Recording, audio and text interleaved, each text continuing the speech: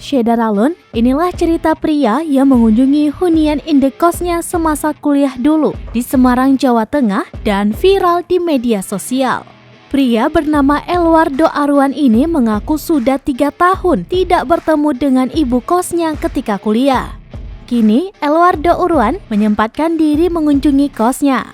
Sebab pemilik kos yang ditinggalnya sudah membantunya selama menempuh pendidikan di perguruan tinggi.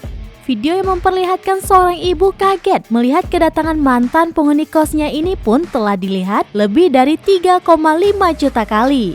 Dikonfirmasi tribunnews.com, Elwardo Arwan merupakan pegawai BUMN yang berdomisili di Kabupaten Simalungun, Provinsi Sumatera Utara.